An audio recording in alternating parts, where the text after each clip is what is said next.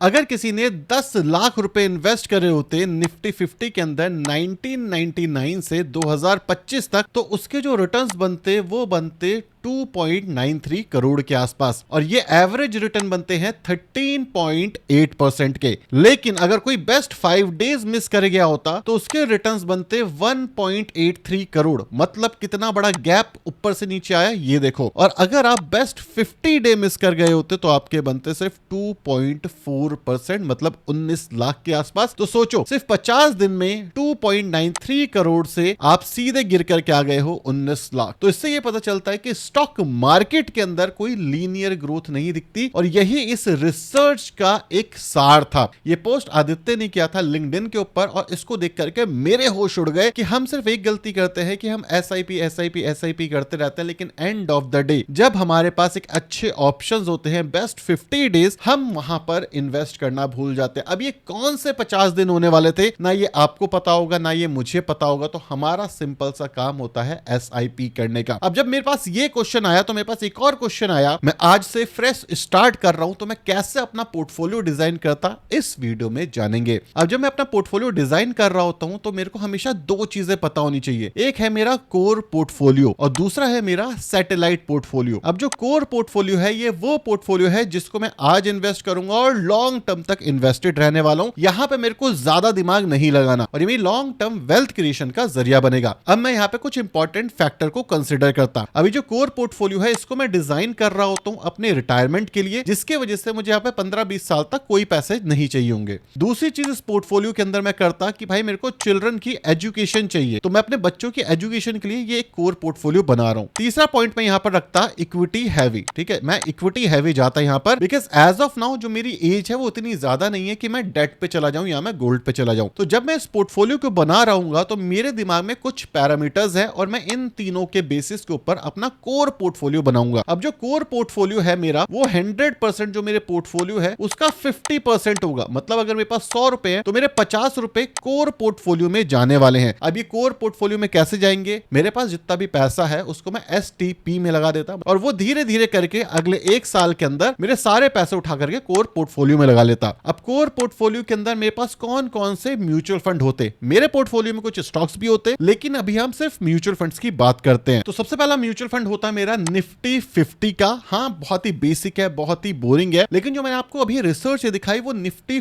50 की रिसर्च है। तो सोचो निफ्टी स्मॉल कैप या किसी भी एक्टिव फंड का कैसा होगा। तो सबसे पहले मैं निफ्टी 50 को अपने पोर्टफोलियो में रखता, और इसके पीछे सिंपल सा रीजन है, ये अपने आप में एक बेंचमार्क है, इंडिया की टॉप 50 कंपनीज है। तो ये ऑन एन एवरेज जो मेरी एक्सपेक्टेशन है, अगर इंडिया इसी हिसाब से ग्रो करता रहता है तो 10 से 12% के आसपास मुझे मिल जाने चाहिए। एक्सपेक्टेशन है, कम और ज्यादा हो सकते हैं डिपेंडिंग ऑन हमारे देश की ग्रोथ कैसे होती है। यहां पर आप इंडेक्स फंड भी रख सकते हो, आप ETF भी रख सकते हो, ये टोटली आपकी इच्छा है, डिपेंडिंग ऑन मैं किस चीज में ज्यादा कंफर्टेबल हूं। अगर मेरे पास डीमेट अकाउंट है मैं ETF में चला जाऊंगा, मेरे पास डीमेट अकाउंट नहीं है तो मैं म्यूचुअल फंड में चला जाऊंगा। ये सिंपल है क्योंकि इसके अंदर मुझे ज्यादा दिमाग नहीं लगाना है। दूसरा जो मेरा म्यूचुअल फंड होता है वो होता है निफ्टी स्मॉल कैप 250 का इंडेक्स फंड। हाँ, यहां पर भी मैं कोई एक्टिव फंड नहीं खरीदता, यहां पर भी मैं इंडेक्स फंड खरीदता। एक्टिव फंड मैं क्यों नहीं खरीदता, इसके पीछे भी सिंपल सा रीजन है, ज्यादातर जो एक्टिव फंड है वो अपने बेंचमार्क को आउट परफॉर्म नहीं कर पाते। एग्जांपल आपके पास क्वांट का ही हो सकता है। क्वांट एक टाइम पे काफी अच्छा आउट परफॉर्म कर रहा था, इवन बंधन काफी अच्छा आउट परफॉर्म कर रहा था, लेकिन कुछ टाइम से वो अंडर परफॉर्म कर रहे हैं। सो अगर मैं चाहूं कि मुझे बेंचमार्क के एटलीस्ट रिटर्न मिल जाए तो मैं वहां पे निफ्टी 50 स्मॉल कैप लगाता, क्योंकि ये मेरा कोर पोर्टफोलियो है। इसके अंदर मेरे को बार बार दिमाग नहीं लगाना और बार बार चर्न नहीं करना। तो इसलिए ETF या म्यूचुअल फंड मैं कोई सा भी उठा करके निफ्टी स्मॉल कैप का रख लेता। जो मेरा तीसरा म्यूचुअल फंड होता वो है निफ्टी मिड कैप 150। ये सिर्फ इस वजह से होता क्योंकि मेरा ओवरऑल मार्केट यहां पे कवर हो जाती है। इसके अंदर भी मैं म्यूचुअल फंड या फिर ETF रखता, और इन तीनों को उठा करके मैं अपने पोर्टफोलियो के अंदर एक तरीके से संजो देता। मतलब ये मेरे पोर्टफोलियो का 100% था, उसका 50% इसमें जाएगा, और उस 50% में से भी, जो कि अब 100% है कोर पोर्टफोलियो का, उसमें से भी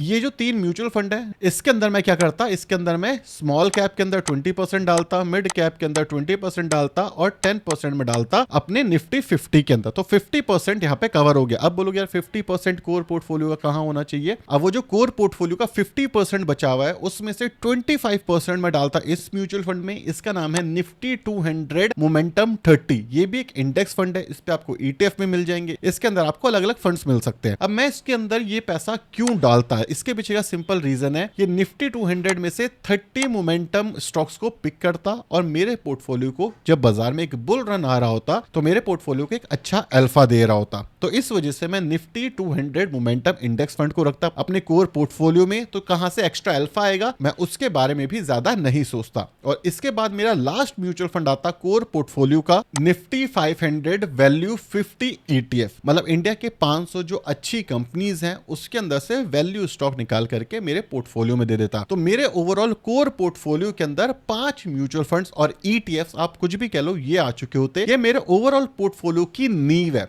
ये वो नींव है, ये इतनी स्ट्रांग नींव है कि अगर कोई भी सिचुएशन हो तो कोई ना कोई पोर्टफोलियो ऐसा होगा जो मेरे लिए कुछ ना कुछ बना रहा होगा। और जैसे मैंने आपको स्टार्टिंग में बताया कि मैं इस समय पे नया पोर्टफोलियो बना रहा हूं, तब मेरी ये नींव होती। अगर मुझे थोड़ा एक्सपीरियंस होता तो थोड़ा अलग होता। अगर आपको उस पे वीडियो चाहिए तो आप मुझे बता देना, मैं उसके लिए बना दूंगा। अब यहाँ पे मेरे पोर्टफोलियो का आता है दूसरा हिस्सा जिसको कहूंगा मैं सैटेलाइट पोर्टफोलियो। अब सैटेलाइट पोर्टफोलियो क्या करेगा मेरे पोर्टफोलियो के लिए? ये कोर है, इसके अंदर मेरी SIP जाएगी, इसमें कुछ और नहीं होगा। सैटेलाइट का मतलब है कि मैं यहां से कुछ बाय भी करूंगा, कुछ सेल भी करूंगा टाइम टू टाइम, और कुछ यहां पे एक्सपेरिमेंट कर सकता हूं। मतलब क्या है अगर मैं इसके बारे में बताऊं, जैसे कि आज की डेट में मैं इसके अंदर नैस्डैक के अंदर इन्वेस्ट कर सकता हूं, मैं इसके थ्रू गोल्ड के अंदर इन्वेस्ट कर सकता हूं, मैं सिल्वर के अंदर इन्वेस्ट कर सकता हूं, मैं बैंक्स के अंदर इन्वेस्ट कर सकता हूं। ये सारा जो काम है, ये सारा जो तामझाम है, ये मेरे इस पोर्टफोलियो का पार्ट होता और ये मेरे ओवरऑल पोर्टफोलियो का 50% है। तो इसके अंदर मैं डिवाइड करने वाला हूं 5 हिस्सों में। यहां पे मैं 5 म्यूचुअल फंड चूज करूंगा जो कि टाइम टू टाइम कम और ज्यादा होते रहेंगे। अब सबसे पहला म्यूचुअल फंड होता है मेरा नैस्डैक 100, जिसके अंदर मैं 20% अपना पैसा डालता। इंडिया के अंदर जितने भी नैस्डैक वाले म्यूचुअल फंड हैं वो ज्यादातर या तो लमसम नहीं ले रहे हैं या फिर SIP भी लेना बंद कर चुका है। बिकॉज जो 2020 के अंदर हमारे यहाँ रूल आए थे कि आप बहुत सारा पैसा आउट ऑफ इंडिया नहीं भेज सकते, उसकी वजह से ये थोड़ी सी दिक्कत हो गई है। तो मैं यहाँ पर क्या करता, मैं अपना पैसा US में भेजता, ट्रांसफर करता। बहुत सारे प्लेटफॉर्म है, IND मनी है, वेस्टेड है, इंटरेक्टिव ब्रोकर है और भी बहुत सारे, जिसके थ्रू भी मुझे भेजना होता मैं वहां पर भेज देता और नैस्डैक 100 के अंदर मैं इन्वेस्ट कर रहा होता। क्यों कर रहा होता मैं नैस्डैक 100 के अंदर? यहाँ पे मुझे 2 बेनिफिट मिलते। सबसे पहला बेनिफिट मिलता मुझे करेंसी रिस्क। मतलब क्या है कि इंडिया की INR के साथ साथ मैं US के डॉलर में भी इन्वेस्ट कर रहा हूं। Indian INR on an average historically देखा गया है 3 से 4% डेप्रिशिएट हो जाता है, तो 3 से 4% का मुझे बेनिफिट मिलता इन डॉलर टर्म्स। दूसरी इंपॉर्टेंट चीज, नैस्डैक 100 सिर्फ और सिर्फ टेक्नोलॉजी कंपनी के ऊपर काम करता है। अब जो US मार्केट है इसके अंदर ना बैंक्स चलते हैं और ना ही कोई दूसरी कंपनीज, मेनली वहां पर डिफेंस और टेक्नोलॉजी है जो ओवरऑल US की इकोनॉमी को टारगेट करती है। तो S&P 500 से ज्यादा बेटर इंडेक्स म्यूचुअल फंड होता है नैस्डैक 100। इसके ऊपर मैं किसी और वीडियो में और ज्यादा डिटेल में बात करूंगा, अगर आपको चाहिए तो आप मुझे कमेंट सेक्शन में बता देना। लेकिन पहला म्यूचुअल फंड होता है मेरा नैस्डैक 100 जिसमें मैं 20% अपना पैसा डालता। दूसरा म्यूचुअल फंड या ETF भी मेरा US का ही होता और वो होता मेरा आई शेयर का सेमीकंडक्टर ETF, जिसको आप SOXX के ETF के नाम से भी जानते होंगे। अब मैं इसके अंदर इन्वेस्ट क्यों करता, और मैं कोई बाइंग और सेलिंग रिकमेंडेशन नहीं दे रहा आपको, ये सिंपली एजुकेशन पर्पस के लिए है। यहां पे मैं इन्वेस्ट सिर्फ इस वजह से करता बिकॉज मुझे ये समझ आता है कि सेमीकंडक्टर अभी यहां पे कहीं नहीं जा रहा। अगर आप सुपर कंप्यूटर मान लो, मोबाइल मान लो, या कोई भी बड़ी चीज, वो सेमीकंडक्टर के ऊपर चलने वाली है। और सेमीकंडक्टर के अंदर first year, second year, third year premium companies होती हैं। इंडिया के अंदर आपको 4th और 5th ईयर की कंपनीज मिलेंगी। मतलब यहां पे कोई ऐसी कंपनी नहीं है जो एंड टू एंड सेमीकंडक्टर बनाती हो। तो इसी वजह से ज्यादा दिमाग ना लगाते हुए मैं सेमीकंडक्टर का एक ETF ले लेता। हाँ, ये एक्सट्रीमली रिस्की होता, लेकिन ये मेरी सैटेलाइट वे ऑफ इन्वेस्टिंग का पार्ट है जिसमें सिर्फ मैं 20% के ऊपर एक्सट्रीम रिस्क ले रहा हूं। क्योंकि सेमीकंडक्टर अगर सस्ता हो जाता है तो ये ETF अप टू 30, 40, 50% क्रैश कर जाता है, जो कि हिस्टोरिकली हमने देखा हुआ है। तो इसी वजह से मैं सेमीकंडक्टर में सिर्फ 20% डालता अपने ओवरऑल पोर्टफोलियो का। जो अगला मेरा ETF होता वो भी हमारा ग्लोबल मार्केट से आता और इसका नाम है global x robotic and artificial ETF। यहां पर भी आपको इंडिया में ऐसा कोई ETF नहीं मिलने वाला जो कि आपको इन सारे सेक्टर्स में अपॉर्चुनिटी दे। और एज अ 25 ईयर ओल्ड मुझे यह समझ आता है कि भाई साहब आने वाले टाइम पे रोबोटिक्स, एआई और सेमीकंडक्टर, डेटा सेंटर, ये कुछ ऐसी थीम्स हैं जो कि प्ले आउट होंगी। जो नेक्स्ट लेग ऑफ रैली है पूरी की पूरी दुनिया की, वो इसी के ऊपर बेस्ड है। आप इस समय पे देखो, सन 2000 के अंदर जब इंटरनेट आया था तो इंटरनेट की रैली थी। आज इस समय पे एआई की रैली है। तो मोस्ट प्रॉब्ली आने वाले 5 साल, 10 साल, 15 साल तक ये रैली कंटिन्यू रहने वाली है। ये रियल ग्रोथ लेके आएगी दुनिया के अंदर। हाँ, मैं मानता हूं 50%, 60% यहां पे क्रैश आ सकता है, और इसी वजह से मैं 20% अपने ओवरऑल पोर्टफोलियो को डालता। कोई बहुत बड़ा रिस्क नहीं है, क्योंकि इसके अंदर भी बहुत सारे स्टॉक्स आपको दिखेंगे, जैसे इंडस्ट्रियल है, आईटी है, ये सारे स्टॉक्स आपको इसके अंदर देखने को मिलेंगे। और दूसरी चीज, यहां पे वही डॉलर का बेनिफिट मिलता मुझे 3 सैटेलाइट वे ऑफ इन्वेस्टिंग वाली में। सो ये मेरा तीसरा म्यूचुअल फंड होता जो मैं अपने पोर्टफोलियो में रखता। अब जो फोर्थ म्यूचुअल फंड होता मेरा, वो होता निफ्टी बैंक। अब जो निफ्टी बैंक है, इसको मैं सिर्फ इस वजह से रखता क्योंकि जो इंडिया है वो एक इमर्जिंग नेशन है, और दुनिया में जब भी कोई इमर्जिंग नेशन की बात होती है तो वहां पर बैंक्स का आना लाजमी है। अगर आप इस समय पे यूएस में जाकर के बैंक्स खरीदोगे तो कोई सेंस नहीं बनता, बिकॉज वो ऑलरेडी डेवलप्ड नेशन है, वहां पे जो होना था वो ऑलरेडी हो चुका है। इंडिया के अंदर अगर आप आज भी जाकर के एचडीएफसी बैंक को देखोगे तो वो नई नई ब्रांचेस खोलते जा रहे हैं। क्यों खोलते जा रहे हैं? क्योंकि अभी भी उनके पास एक्सपेंशन के लिए बहुत सारे जो जगह है इंडिया में वो बचा हुआ है। तो इस वजह से मैं यहाँ पे निफ्टी बैंक को लेता। ये एक थीमेटिक फंड है, जैसे मैंने बताया। यहाँ पे जो सैटेलाइट है इसको हम कवर करने की कोशिश कर रहे हैं कि आज हम कुछ खरीदेंगे, हो सकता है कल हम उसको बेच दें। तो इसी वजह से जो नेक्स्ट म्यूचुअल फंड होता मेरा, वो होता बैंक निफ्टी। और बैंक निफ्टी मेरे ओवरऑल पोर्टफोलियो को एक एक्स्ट्रा अल्फा देने में हेल्प कर सकता था, क्योंकि एचडीएफसी बैंक जैसे इस समय बड़ा है लेकिन अभी और बड़ा हो सकता है, मैं इस थीम के ऊपर मानता हूं। इसलिए बैंक निफ्टी में अपने पोर्टफोलियो के अंदर रखता, जो मेरे ओवरऑल पोर्टफोलियो मतलब 50% का 20% होता। तो मतलब रिस्क इतना नहीं ले रहा मैं, अभी भी मेरा रिस्क जो है वो काफी ज्यादा कम है। अब जो मेरा बचा हुआ 20% है, ठीक है, ये होता मेरा इमरजेंसी फंड।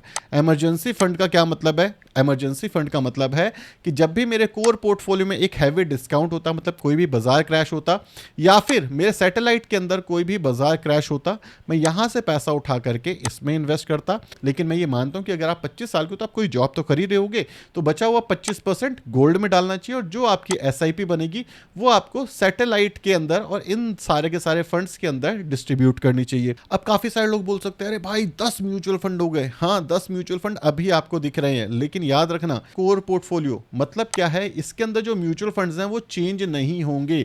हार्डली साल, 2 साल, 10 साल, 15 साल में कोई म्यूचुअल फंड चेंज हो गया तो हो गया, क्योंकि इंडेक्स म्यूचुअल फंड है, तो ये ऐसे ही इंटैक्ट रहेगा। ये जो बचा हुआ पैसा है जो यहां पर है, सैटेलाइट है, इसके अंदर कई बार 5 म्यूचुअल फंड होंगे, कई बार 4 म्यूचुअल फंड होंगे, हो सकता है कई बार 1 म्यूचुअल फंड हो, डिपेंडिंग ऑन मार्केट कंडीशन। लेकिन अगर मुझे आज अपना पोर्टफोलियो बनाना होता एटलीस्ट अगले 2 साल के लिए, तो ऐसा मेरा पोर्टफोलियो दिखता अगले 2 से 3 साल के लिए। मेरे हिसाब से ये वर्कआउट हो जाता। इन फ्यूचर अगर यहाँ पे इंटरेस्ट रेट हाई हो जाते एकदम से, तो मैं बैंक्स को बेच देता। इन फ्यूचर अगर मुझे ऐसा लगता कि यार सेमीकंडक्टर बहुत सस्ते हो रहे हैं या सेमीकंडक्टर की अब जरूरत नहीं है, तो मैं सेमीकंडक्टर वाले जो म्यूचुअल फंड है वो बेच देता। अगर मुझे लगता है गोल्ड जो है वो एकदम से गिर रहा है या बहुत ज़्यादा बढ़ चुका है एक टाइम पे, तो मैं गोल्ड को बेच देता। तो सारे चेंजेस मेरे सैटेलाइट वे ऑफ इन्वेस्टिंग में होने वाले हैं। कोर पोर्टफोलियो का जो एसआईपी है ये ऐसे ही चलता रहेगा, इसके अंदर कोई भी चेंजेस नहीं होंगे। तो ये था वो पोर्टफोलियो कि अगर मैं 25 साल का होता तो मैं कुछ ये वाले म्यूचुअल फंड्स बाय करता। अगर आपको चाहिए कि आप 30 साल, 35 साल, 40 साल के होते तो कैसा पोर्टफोलियो दिखता, मुझे कमेंट सेक्शन में जरूर बताना। उसके ऊपर भी वीडियो बना दूंगा और प्रॉपर स्ट्रैटेजी बना के आपके साथ शेयर कर दूंगा, अच्छे और बुरे म्यूचुअल फंड जो इस समय पे मार्केट में अवेलेबल हैं।